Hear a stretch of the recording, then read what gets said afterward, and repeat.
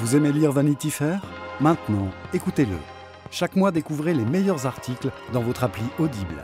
Votre magazine audio pour 2,95 € seulement. Téléchargez l'appli Audible. Qui suis-je? Un podcast à jouer. Partout, l'océan et le bruit de la mer qui cogne sur la coque du Saturnia au rythme entêtant du vent qui souffle. Dans le petit salon bondé réservé à la classe touriste du paquebot italien, une gamine chante. Elle est palote, se remettant à peine d'un mal de mer qui l'a clouée au lit tout de suite après le départ de New York. Les autres passagers l'ignorent. Ils mangent, discutent, comptent les jours restants avant l'arrivée à Athènes. Quelques-uns, toutefois, accordent un intérêt musical à cette gamine disgracieuse, au visage mangé par d'épaisses lunettes de vue, figées dans une graisse adolescente et qui donne tout ce qu'elle a pour chanter juste et divertir son petit auditoire. Sous la surveillance jalouse et exigeante de sa mère, la petite Sofia enchaîne la Traviata puis Ave Maria, quémandant les applaudissements comme un singe savant à la fin de son numéro. Coup de chance, le capitaine du navire traverse le salon à cet instant. Amusé par cet enfant à la voix agréable, il lui propose de chanter quelques morceaux lors d'un dîner entre officiers et passagers de première classe. La mère s'empresse d'accepter, trop heureuse d'exhiber sa fille, ado vilaine mais à la si jolie petite voix. Sofia, pomponnée, frisottée, chante Carmen pour le plus grand plaisir des officiers. À la fin du morceau, surjouant, confiante, elle attrape une des roses qui décore la salle à manger et la jette au capitaine, proclamé Hidalgo d'un soir. Quand en cette année 1937, Sofia l'américaine met pied à terre en Grèce, elle est à l'aune d'un incroyable destin mêlant l'art à l'amour et le sublime au tragique. Les Grecs ont dit non. Attaqué par l'Italie voisine, le pays est mobilisé et les jeunes soldats tombent par milliers dans les montagnes du Nord pour contenir les troupes fascistes hors du pays. 1940, année de guerre, de souffrance et d'horreur. Sofia a 17 ans et depuis son arrivée à Athènes, elle n'a cessé de chanter et de travailler sa voix, c'est son seul et unique horizon, son quotidien, sa guerre à elle. Alors que les Grecs réussissent à repousser l'envahisseur et que le parfum de la victoire entêtant se déverse dans les rues de la capitale 2 fois millénaire, Sofia, elle, prépare sa première vraie apparition sur scène le soir même.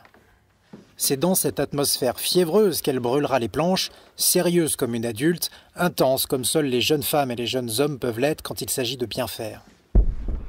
Insensible au malheur, là, dehors, car sous les bombardements, la joie des Grecs est de courte durée. Ils plieront quelque temps plus tard sous la botte allemande.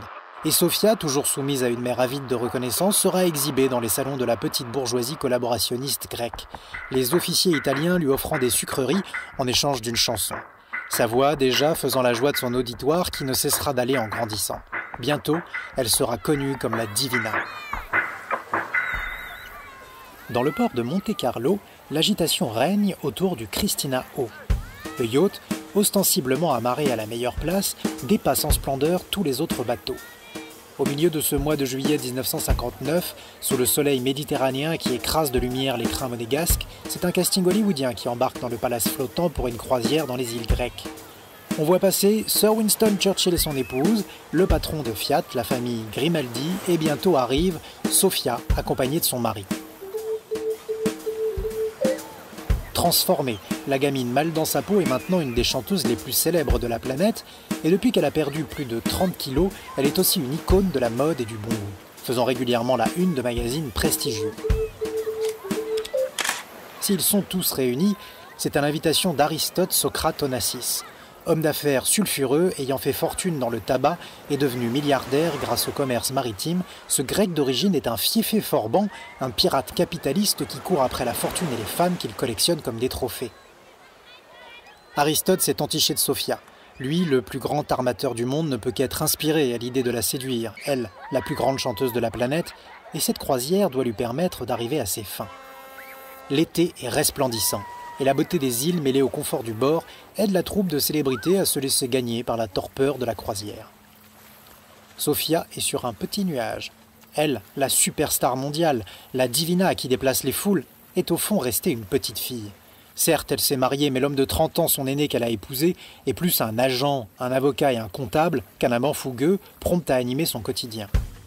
Petite bourgeoise dans l'âme, artiste couvée, Sofia ne connaît rien du grand frisson de l'amour, du sexe et de la liberté. Comment s'étonner alors qu'elle tombe follement amoureuse d'Aristote, si prévenant, si gouailleur, si séducteur?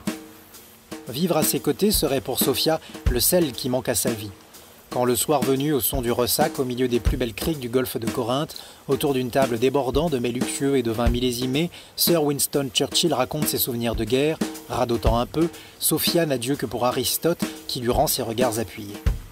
Quand la croisière prendra fin, Sophia aura plaqué son mari et se lancera à corps perdu dans une folle histoire d'amour avec Aristote, l'homme et le drame de sa vie.